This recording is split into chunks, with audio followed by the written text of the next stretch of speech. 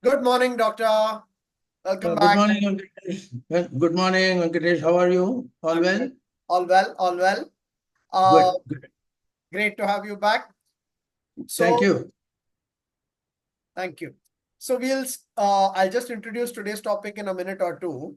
I think Right, in our introductory session, and I think you've always maintained that hmm, wellness is at mind, body, and soul levels.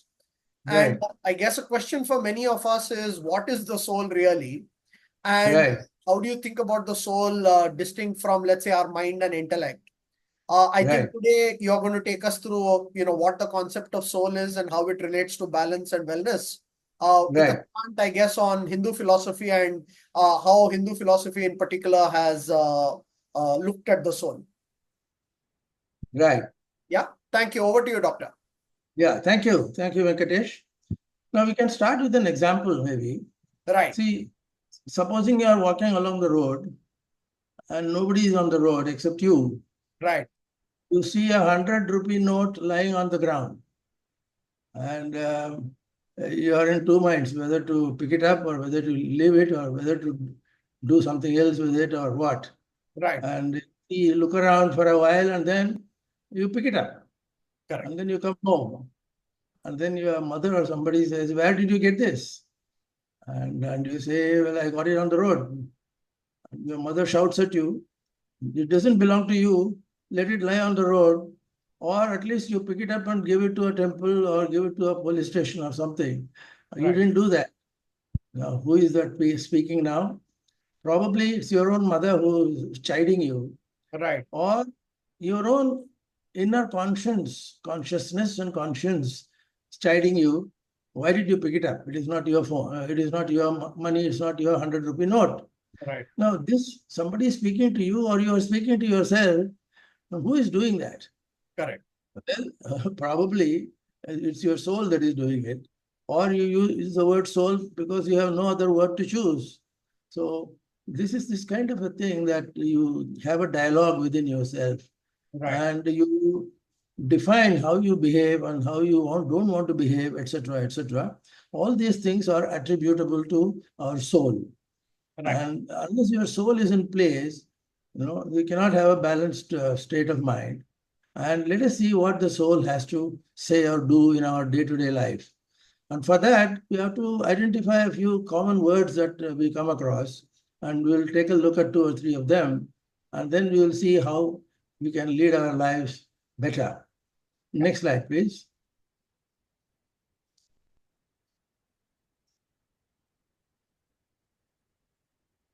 You hear the word antaratma quite often. Right. One previous prime minister won the election, but then she didn't want to become the prime minister. So Right. she gave it up to somebody. And she said, my antaratma tells you not to become prime minister. So who Right. is telling you? Your antaratma. You're not your mother, not your parents, not your friends. It is somebody deep within you. It is your antaratma. Antar means inside. Antaratma that is telling you, don't become prime minister or don't pick up that 100 rupee note and so on. So antaratma is a word that probably you can identify more easily because antar, or inside, is understandable. Right. So antaratma, it is coming from inside. Correct. So that part is fine. But Right. then beyond antaratma, we use certain terminologies. You Correct. have anything to say, Venkatesh? No, that makes a lot of sense. Or at least I'm trying to understand as we go. The other word, of course, you use or have used is Atman, and I guess Yeah. Right, Antaratma and Atman is inside the person. right, right. Okay, next slide, please.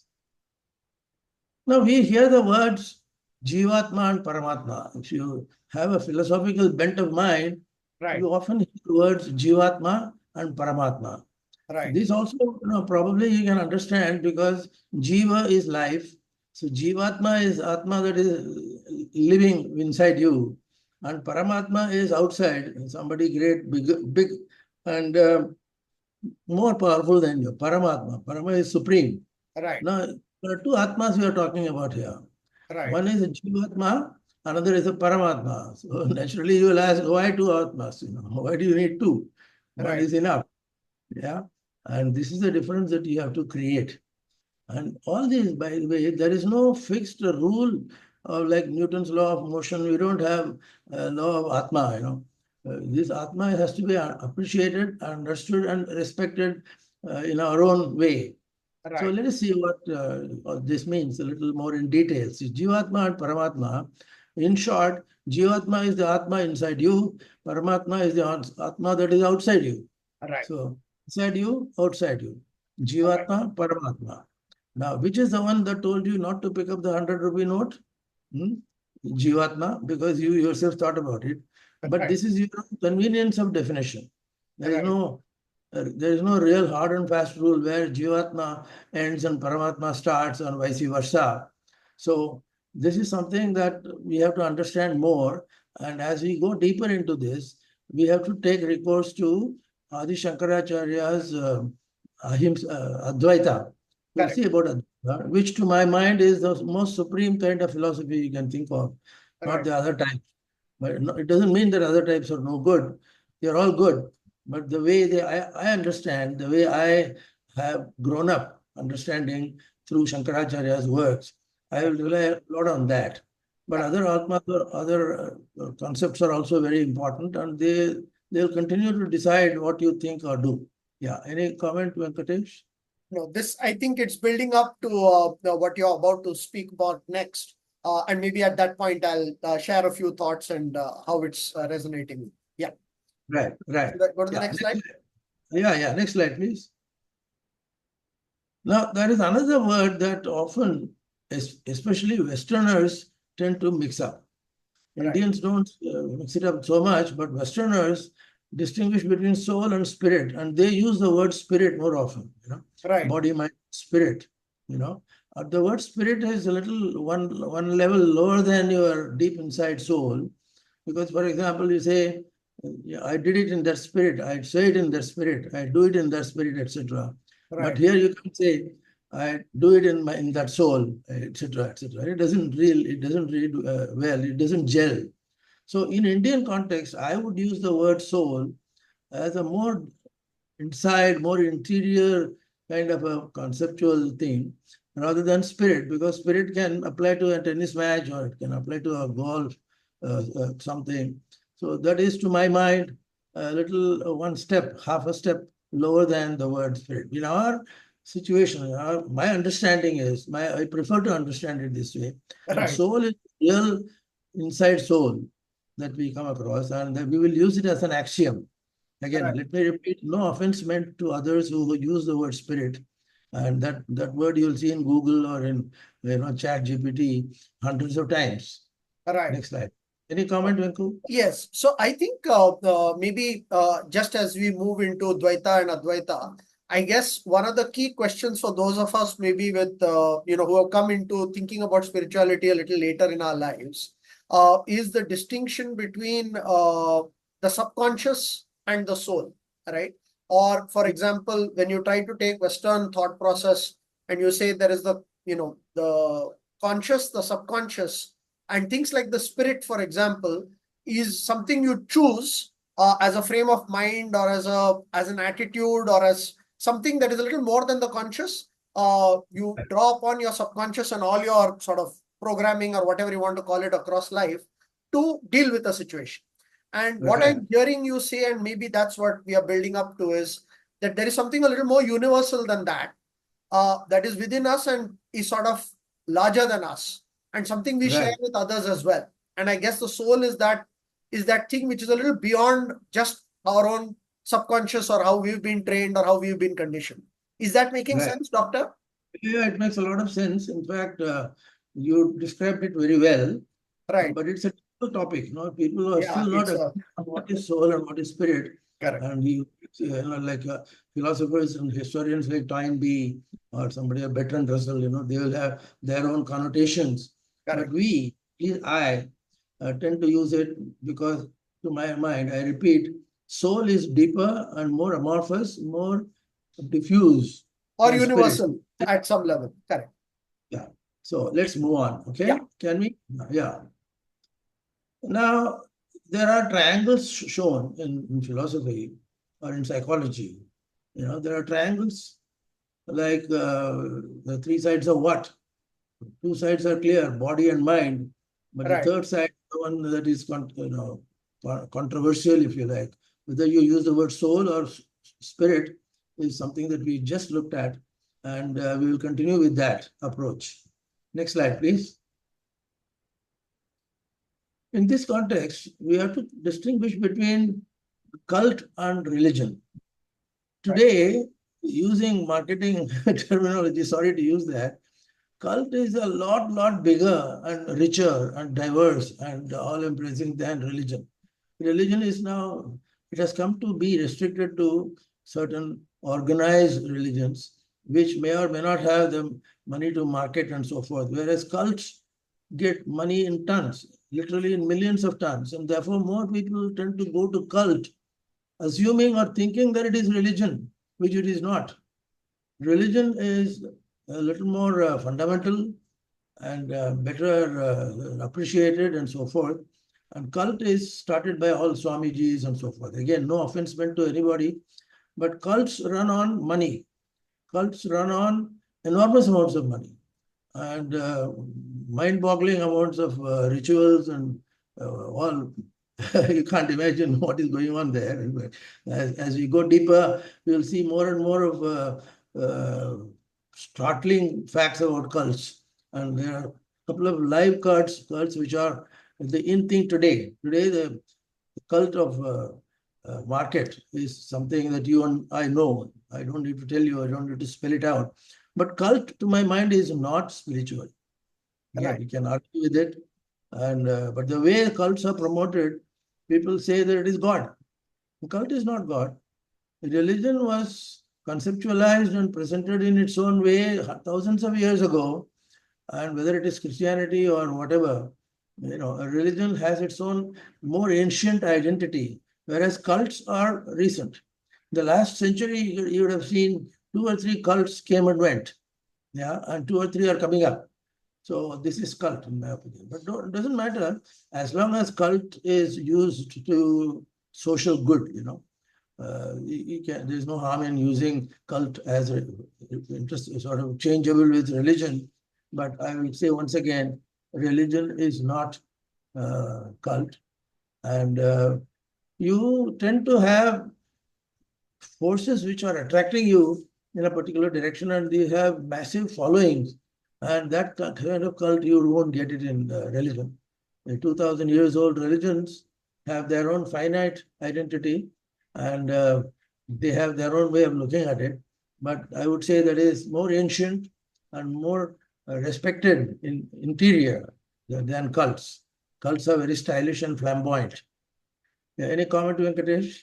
No, so I think as you know, and maybe in that sense, I represent the normal listener to a topic such as this rather than someone who can engage that easily. I think very often people struggle with the distinction between the two. And what Right, I'm trying to summarize or distill from what you are saying is that right, religions, from having been sort of based on more fundamental principles, which have endured across hundreds and thousands of years, they have sort of come to distill something that is more fundamental and more universal than right, a cult, which is quite often centered around one person or centered around, let's say, one almost slavish way of how you behave and manage your life. Uh, right, and they therefore quite often are less resilient. They come and go. The cults come right. and go. Whereas religions sort of endure because they are sort of principles that have endured the test of time across a long period. To that Right, extent, it can only happen if they limit themselves to what is universal and what is uh, something that many more people can resonate with rather than just slavish obedience. Does right. that sort of capture what you're saying? Yeah, absolutely. You said it in different words, but I'm ultimately trying it to is understand you, doctor, and maybe in that sense, I, as someone who is maybe less aware of these, my questions and my summaries are more to sort of make sense of terms which many of us quite often struggle with, right? So, for example, right. even in Marathi and others, there's this bhakti. They say is one of the, and I know you're going to speak on bhakti, but it is Yeah, dangerous because you don't know. For example, when you have a guru or you have bhakti, who to posit it to, who to entrust that bhakti with. So if you're Right. doing it to God, it's good. But if you put it in the hands of a mortal, and if you just Right. slavishly obey a mortal, there are risks. And they're talked about very often. And I guess that's the difference between cult and religion, I guess. Yeah. And Kabir put it in nicely in a doha, you Right. know. तू और गोविंद दोनों खड़े हैं तो किसको तुम नमस्कार करोगे? So Kabir says, I rather do namaskar to Guru. In those Right. days of Guru, today's days of Guru have different definitions. So he Right. says, Guru Govind, Guru will show you Govind, but Govind doesn't come down to Guru. You know, that kind of a thing. Kabir's definition of 500 years ago is rather poetic and romantic, Right. but doesn't apply to But you today's need to situation. find the right guru, I guess. Then, yeah. Anyway, so let's Yeah, let's okay, let's. they are not. There is no good guru today by definition, according to some. Yeah. Next slide, please. Here is a question asked by one of the godmen himself. Is there any real difference between Brahman, Paramatma, and Bhagwan? Now, this will take us to a vast new world of definitions and counter definitions and arguments. And so we will steer clear of that. And for us, it doesn't really matter. We have seen the difference between cult and religion, and you can apply that in your own way to your own gods. So we need not go deeper into this because the polemics will become indigestible. So I think we will stop here for this particular topic. I think the next slides on Dvaita, I think are worth talking about, because for many people that is a more tangible way of dealing with the difference between what is intellect, what is sort of, mind, intellect, conscious, subconscious versus what you're calling soul and a larger power. Maybe Right. if I can take the liberty of moving to this one, Yeah, and yeah. we can come back to Shankaracharya, because I think it is Shankaracharya who talked of this approach first, right? Or one of Right. the people who sort of brought it to the Correct. common man. Please talk to this one, doctor. I think it might resonate with a bunch of folks. Yeah. Very true.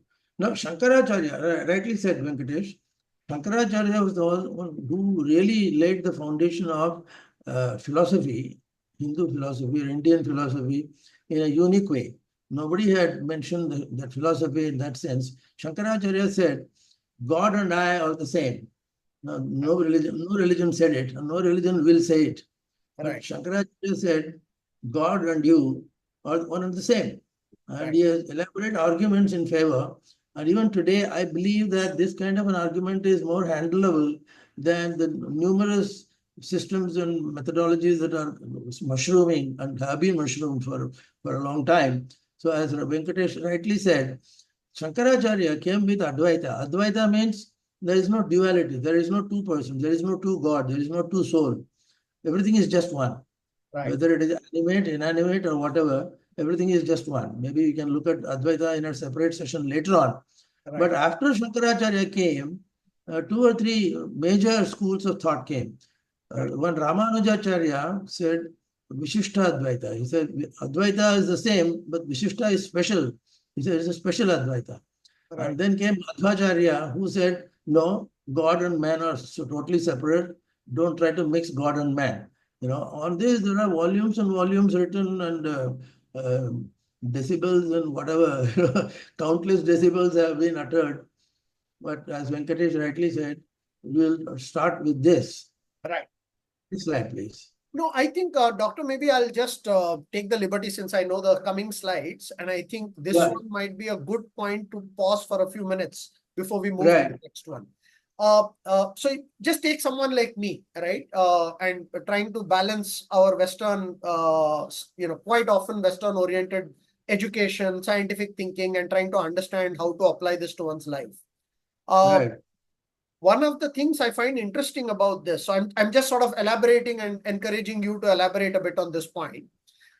Sure. Is this, like I said, these concepts of the ego, so the id, the ego, the superego, right? Or for example, the conscious and the subconscious, and is the soul, or is anything larger like the Atma? Is it nothing but our subconscious?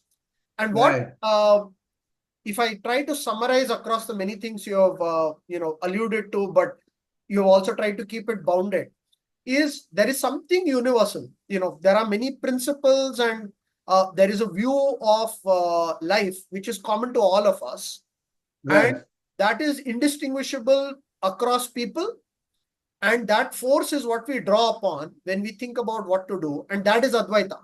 That the Right. soul in you and the soul in me, and let's say God, and that force, all of it is just one. That is Right. Advaita. I sort of Right. understand why people ask the question, then why should there be Dvaita at all? And Mhm. because clearly we are imperfect compared to God. And when we think of God and pray to God, we don't think of ourselves because we are imperfect. And Right. that's why sort of I can imagine that someone came up with the view that God is something bigger than all our imperfections as human beings, right? Right. Uh, so one of the things and I'll in a minute pause and ask you to react to that. One of the things Right. that I don't read too much on this topic, or have not understood this too well, but which I thought was good. They said that all of us, I mean, the real difference between why we are imperfect and the larger Atma is perfect in a manner, is that Right. we have all these conditionings and dealing with day-to-day life, which in some ways are our sanskaras, or are our karmas across time. But if you Right. draw that veil away, then Right. actually at something there is something common and purer beyond, and that's the distinction between the two. Dvaita is Right. simply being able to say, I pray to that perfect. I mean, I can't make that distinction that easily, and therefore I pray to the perfect thing.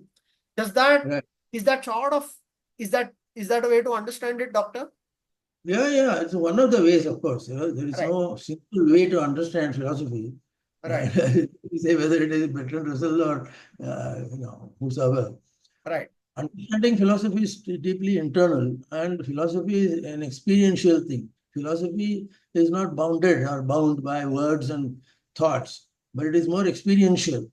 So, in that context, as Venkatesh rightly said, we can blend two or three and still be the same. Like this is where the Advaita part comes up. In fact, Advaita, perhaps we can look at it a little more in details some other later on. right, Yeah, today we will run out of time. yeah, But Dvaita is easy to follow because Dvaita means you just surrender to God. correct, God is separate, I am separate. God is bigger, I am smaller. So I'll prostrate before you, and that is Dvaita. Dvaita is two. correct, Dva is two. correct, So there are two entities. One is yourself, another is God. So correct. this is Dvaita. Next slide, please. I'm And on Vishish, Dvaita. Should I move beyond? yeah, are we running out of time? No, I think Advaita is a good way to then understand bhakti, and then we can sort of try to make this practical about its connection to wellness and why that Good, belief is useful. Yeah, yeah. I think good. Dvaita is what leads to bhakti. It's easier Yeah. to have bhakti for something. Bhakti being devotion. Doctor, please go ahead. Correct. No, fine. I think what you have done is fine. You have blended it already nicely. So bhakti is something you are prostrating and you are paying obeisance to some force bigger than you. And that you keep doing it as a matter of your own personality and value system, then that bhakti becomes a religion. And bhakti can be interpreted as a cult also. But bhakti, in the present context, it is good to be understood as a religion. And bhakti is, next slide, please. Bhakti is normally taught by a guru to subordinate. So here is an Right, example of Dvaita Bhakti, Bhakti Marga is all this International Society for Krishna Consciousness, Hare Krishna movement, etc. They are just Bhakti, you surrender, unconditionally you surrender to your God. right, And that is the best done in Bhagavad Gita and Krishna related things than Shaiva related things. So Shankaracharya doesn't come in the picture much for Advaita, but Dvaita is the real thing for Bhakti Marga. Next slide, please. There is more can be said about this. yeah, For example, here is Dindi, Alandi near Pune, where hundreds of devotees are driven by bhakti spirit, and right, then they walk hundreds of kilometers to reach the goal of the God. Who is the God? Lord Vithoba. Who is Lord Vithoba? Is Krishna. Who is Krishna? Is the embodiment of Vishnu. Correct. And how is Vishnu? Then that brings us to avatara and all that. But by and large, this is surrender to Supreme. And this is what you see in Varkari, bhajans and abhangs. Correct. Next slide. Yeah, next slide, please. Now, this is something we will get into Back to maybe. Advaita, I guess. Aham Brahmasmi is back to Advaita. We were talking about Dvaita just now, and now I guess we are back to Advaita because Aham Brahmasmi comes from Advaita. Correct. Next slide, please. Now, in Indian philosophy, there are 4 Mahavakyas, as it's called, 4 big sentences, There are Aham Brahmasmi, Tattvamasi, I am Atma Brahma, and Prajnanam Brahma. Each one requires elaborate treatment. We won't get into the details. But these 4 sentences are considered to be the driving force for particularly Advaita philosophy. Advaita philosophy relies heavily on the spirit of these 4 sentences, which says, I have identified my Atma, and that Atma is Brahman, and I am Brahman. This kind of a thing. Each sentence is loaded with philosophy. Actually, I think maybe rather than rush through this one, just spend a minute on the difference between the 4, if you don't mind. So, Aham Brahmasmi is I am God, or that is really in some ways Advaita being ultimate. Aham Brahmasmi is the ultimate, understood by many people. Because you are I am God. Done. Yes. Thank you. What is Tattvamasi? Tattvamasi, yeah. Now, this is the sequence of these. These are all Upanishadic statements. Right. That the sequence is not the same as that I might prefer. I would prefer, for example, Prajnanam Brahma is first. Okay. Jnana is Brahma. What is Brahma? Jnana. Jnana is Jnana, enlightenment. The spirit is Jnana. Prajnanam, that is Brahma.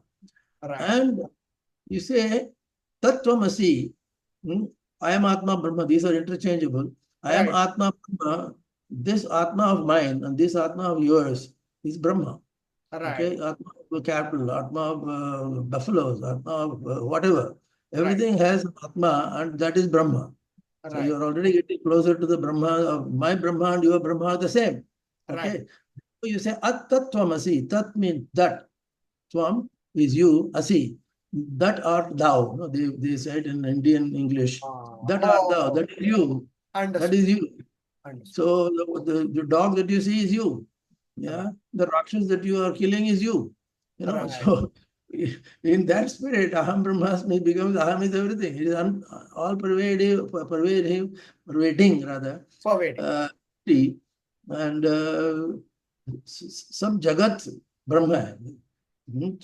Jagan Nitya, Satyam Brahma, no? They say in North India, they say that is the real thing. What is the real thing? The one that is inside as Brahma, and you become that, and so forth. This is rather superficial, but we can go deeper. But it is even the philosophers have been arguing about which is first and which is next. But everybody agrees that ultimately Aham Brahmasmi is the ultimate thing in philosophy, in Hindu philosophy, and Advaita philosophy particularly. Madhvas and others, Brahmacharya, other Vishishtaadvaita fellows may not agree with this sequence, but this is the sequence that Shankaracharya meant, and this is a statement with slight modification I myself have put in there. But mind you, these 4 statements have come from different different types of Vedanta. Okay, they are not appearing in one text in sequence. So that's why you have Brihadaranyaka Upanishad and other kinds of Upanishadic base for this. And that ultimately will lead to the pinnacle of Aham Brahmasmi. So this is Advaita's concept of Shankaracharya, and he has subscribed to this lifelong. Maybe we will actually fall short of time. So maybe I'll move to the next one and then we can try to pull this together for the lay person to make practical sense of. Right. Next slide, please. Now, these are descriptive terms for how your Atma behaves in an external manifestation. Next slide, please. I think, again, maybe a minute, because this really comes, this is a good slide, I feel, for the common layman, is the manas being a lower sensory mind, and there is a higher mind, the buddhi, which is the intellect, which is our mind quite often is a combination of our emotions and just what we are receiving. But we want something a little higher to the, I'm going to connect this to our previous discussions for sort of the practical understanding, right? Go ahead I and do said, that. Yeah. take the higher road. This higher road Right. seems to be the buddhi, right? When we had Right. talked about the amygdala hijack. And Right.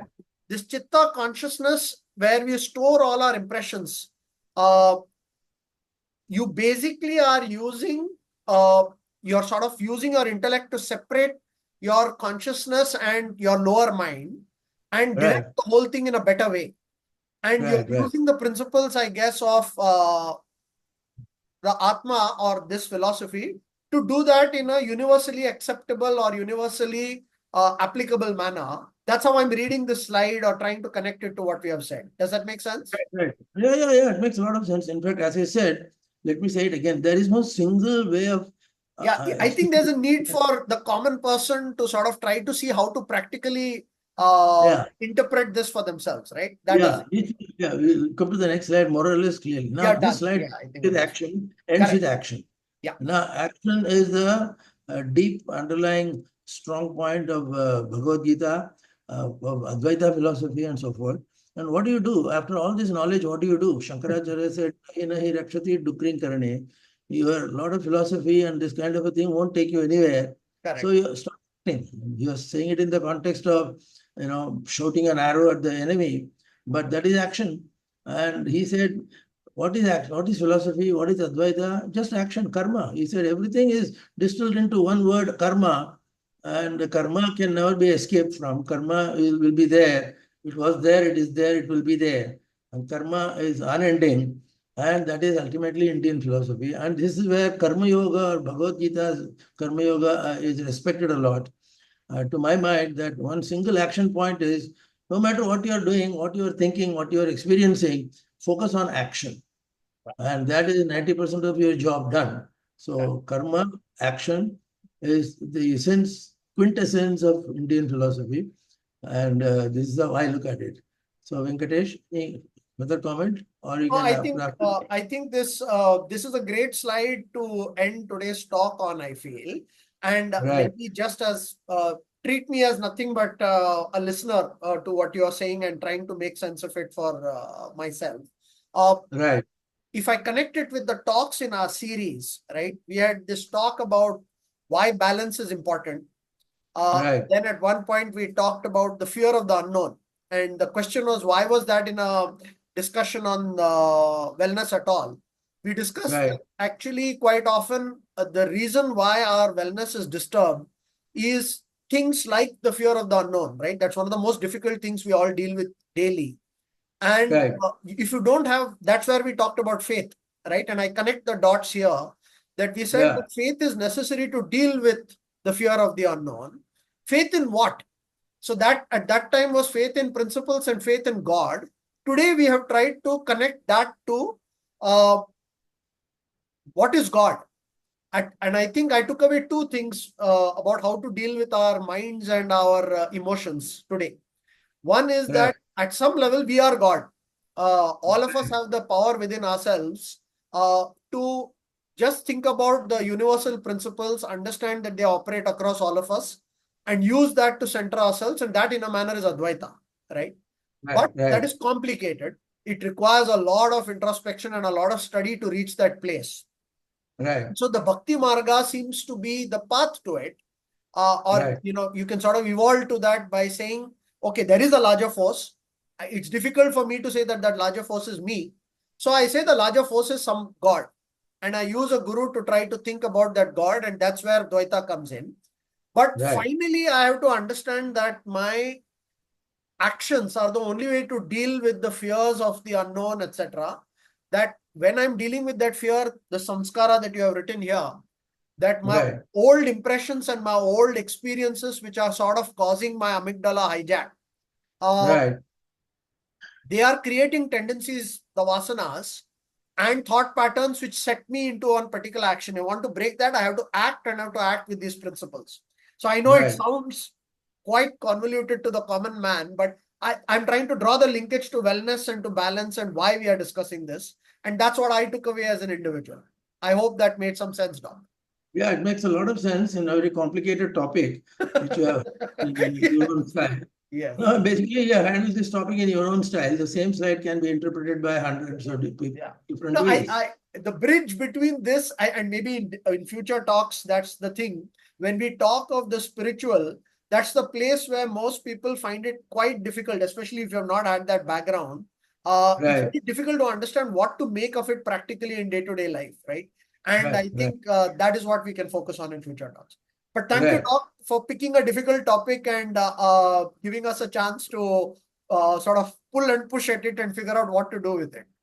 No, no, I must thank you for pitching in because your way of handling it is closer to the newer generation and understandable in that sense. So Newer you generation. have made my job easier, although it may sound very formidable.